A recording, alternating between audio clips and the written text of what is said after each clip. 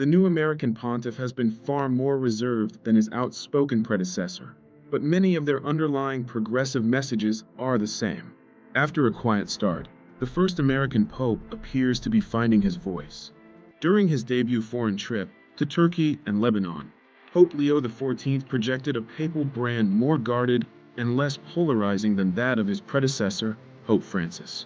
But many Vatican watchers have nonetheless been impressed with his ability to deliver powerful messages, particularly on issues such as climate change, artificial intelligence, poverty, and immigration, albeit in a subtler way than the man he replaced. Pope Leo is certainly growing into the role, said Massimo Fagioli, a world-leading Vatican expert and professor at Trinity College Dublin.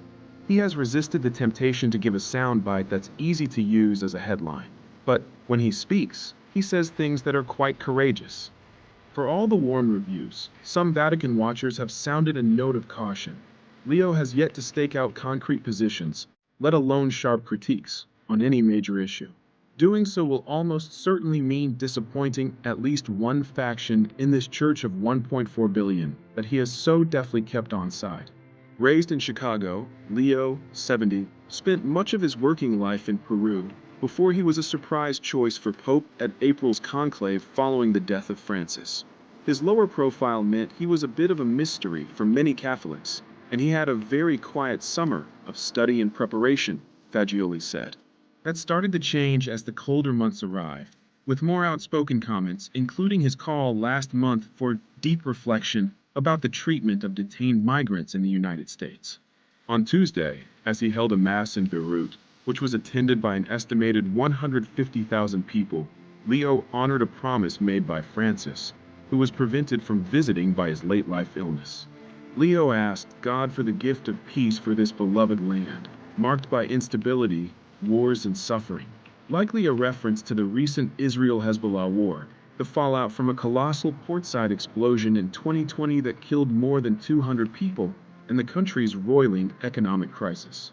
Though more than half of the Lebanese population is Muslim, nearly one-third are Christian and 5% Catholic, according to 2022 census data. Before Lebanon, Leo visited Turkey to mark the anniversary of the foundation of the Nicene Creed, the standard statement of what all Christians, Catholics, Protestants, and Orthodox believe, including the affirmation that Jesus was the Son of God. That highlighted one of the themes of the six-day trip, which was reaching out both to other Christian groups, but also to the government of Turkey, and by extension, to Muslims, according to Miles Pattenden, a historian of the Catholic Church who teaches at the University of Oxford. That's just one of the ways Leo has followed Francis' relatively progressive policies and views, but he's done so with a very different tone and in a different way, Pattenden said. Though both men warned against the risks associated with AI, the tech-savvy Leo is the first pontiff who seems at ease with the modern world and pop culture, Pattenden added. His down-to-earth vibe makes his papacy seem like a sitcom in which some nice geek from the Midwest in America suddenly found that he had become Pope, Pattenden said. He's got this smile that suggests he himself can't quite believe it.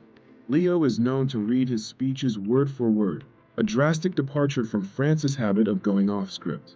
That led to several high-profile faux pas that sent his aides into damage limitation mode. Their gestures and outreach are similar, said Stan Shuilo, a Catholic studies professor at DePaul University in Chicago. But Pope Francis was quite evidently gregarious and extroverted in nature, whereas the reserved Pope Leo seems quite effective though in communication and has clarity in his thought.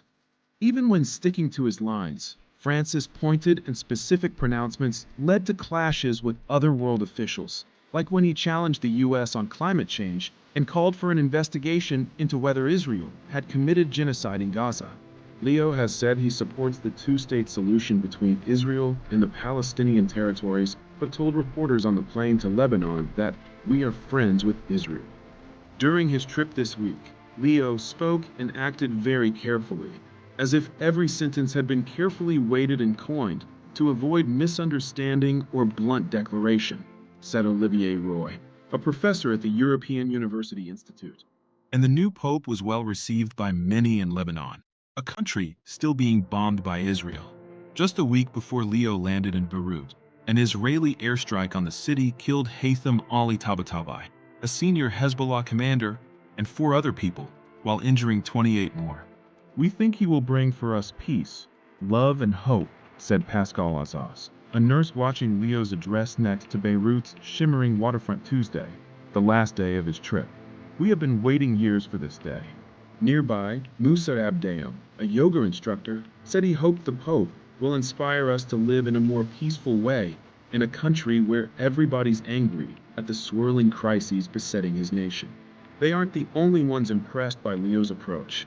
His centrist stance appears to have calmed divisions between Catholic liberals and conservatives, some of the latter enraged by what they saw as Francis' abandonment of liturgical traditions such as the Latin Mass. However, occupying such a middle ground does not come without risks. The closest Leo came to criticism or censure of anyone or anything was making a heartfelt appeal to those who hold political and social authority, here and in all countries marked by war and violence. He told them, "Listen to the cry of your peoples who are calling for peace." So despite the wide admiration, we are yet to see what compromises or solutions Leo would propose on any of the issues that really matter, Hattenden said. "If you just talk in platitudes, people stop listening because, it's not a real contribution to debate."